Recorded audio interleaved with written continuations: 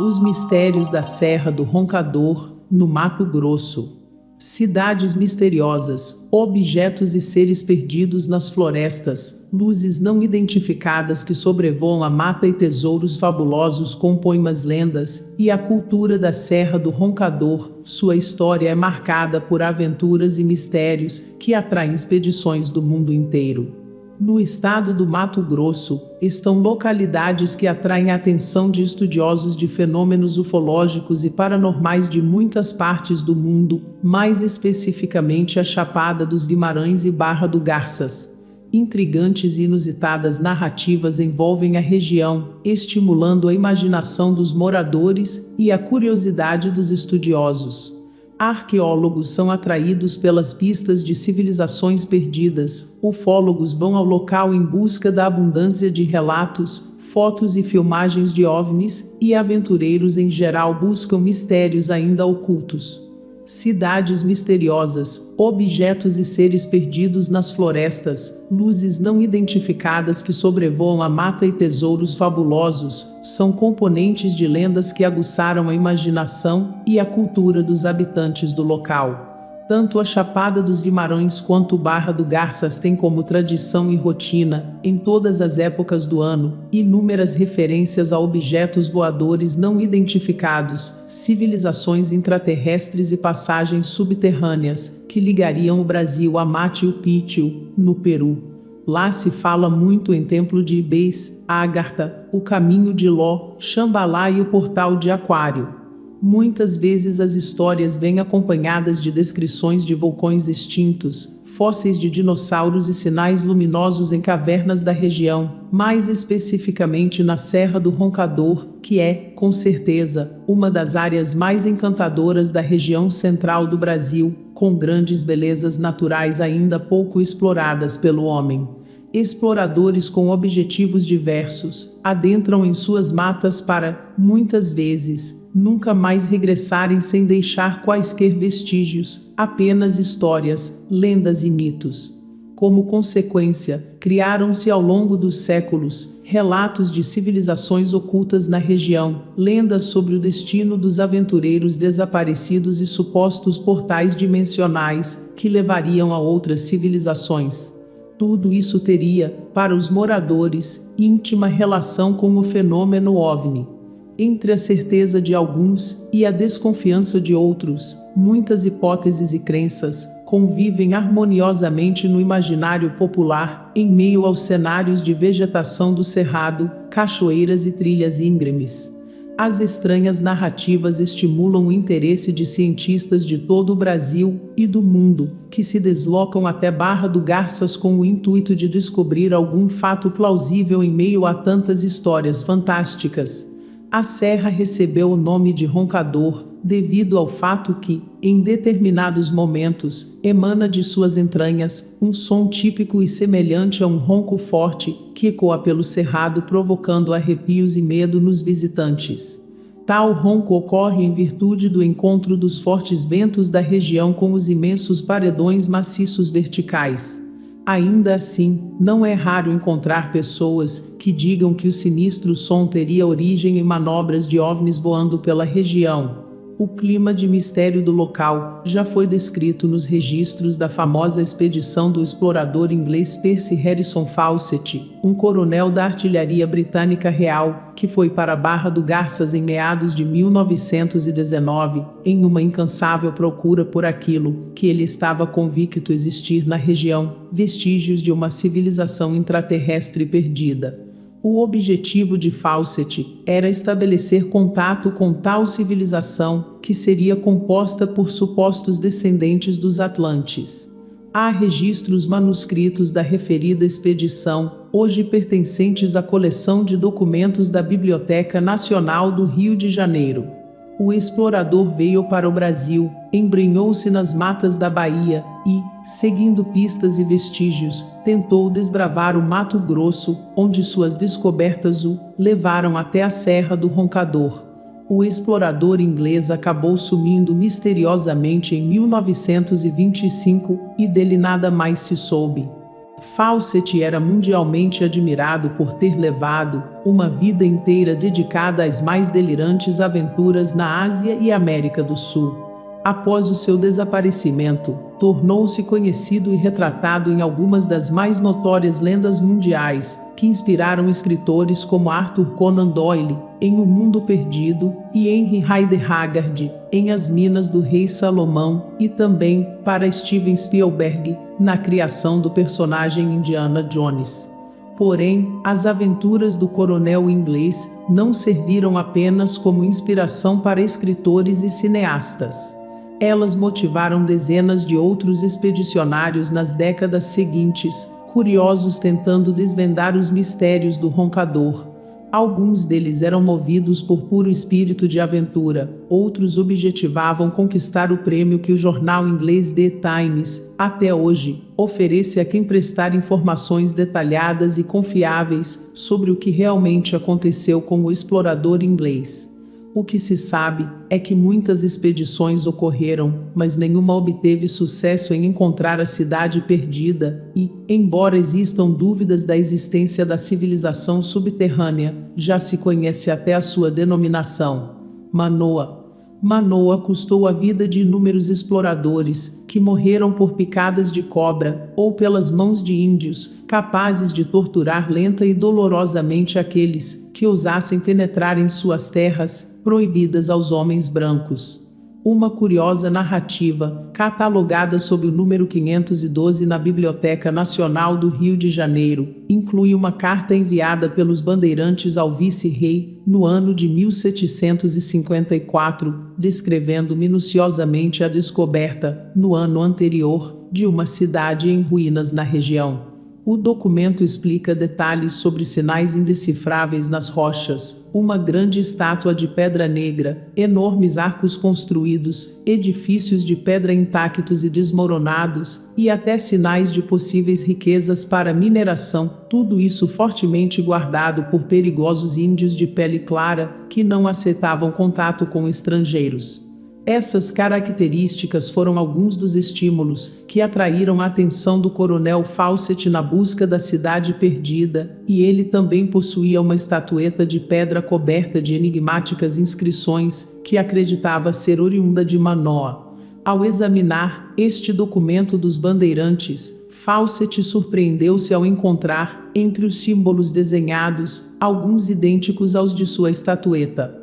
Após tal prova, o coronel não teve mais dúvidas, e partiu rumo a algum inóspito ponto do Mato Grosso, adentrando pela Serra do Roncador, para nunca mais voltar. A entrada da morada dos deuses. Lenda ou não, ainda hoje, os mistérios do lugar são guardados a 7 chaves pelos índios chavantes que vivem na região, e lá possuem vários lugares sagrados, que não podem ser visitados pelo homem branco, sem que estejam em sua presença. Dentre esses locais há uma caverna na qual os índios só entram até a primeira galeria, e não se arriscam a avançar mais do que isso, pois temem o que pode haver no subterrâneo. Segundo eles, nas profundezas do local viveriam seres estranhos, e quem se arrisca a entrar lá não retorna mais. Outro lugar sagrado para os chavantes é a Lagoa Encantada, um lago com total ausência de vida sob as águas. Alguns índios nadam no local, mas não se aventuram a mergulhar muito fundo, pois têm medo de serem sugados por alguma força invisível e não voltarem mais.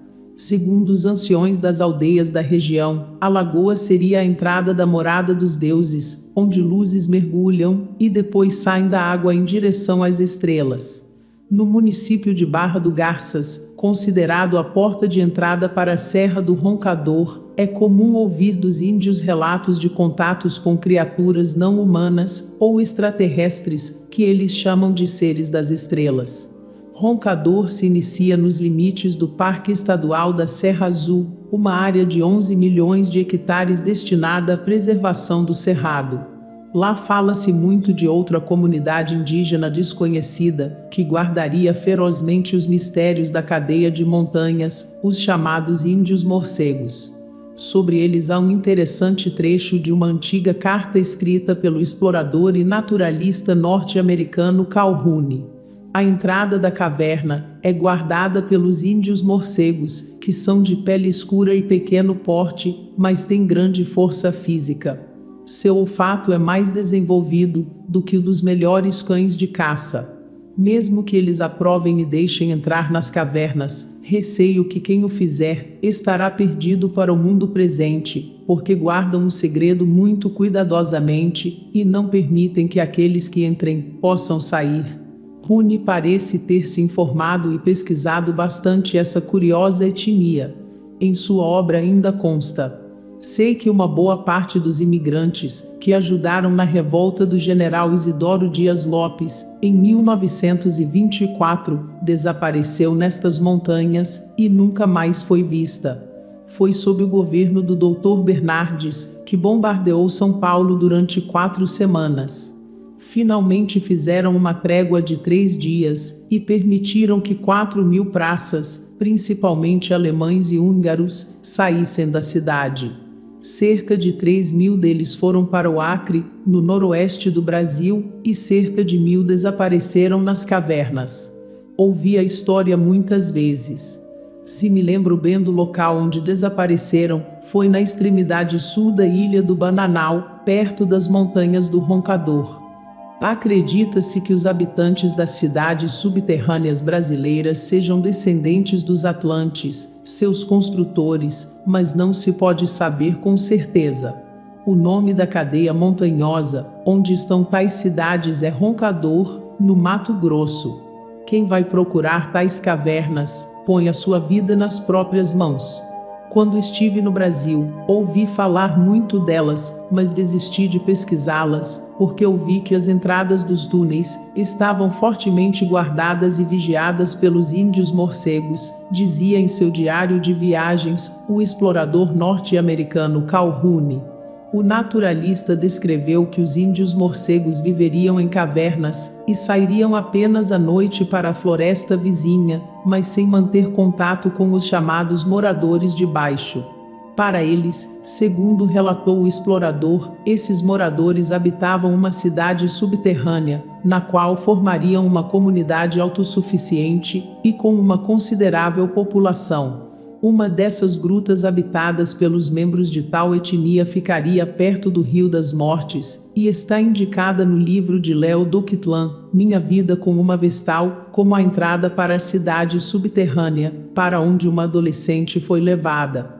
Depois de submetida a um suposto processo de alteração molecular e de registros mentais, que chamaram de abdução, foi revelado a ela que sua missão terminaria com a formação de 7 discípulos, e que, após isso, poderia voltar e viver junto com eles.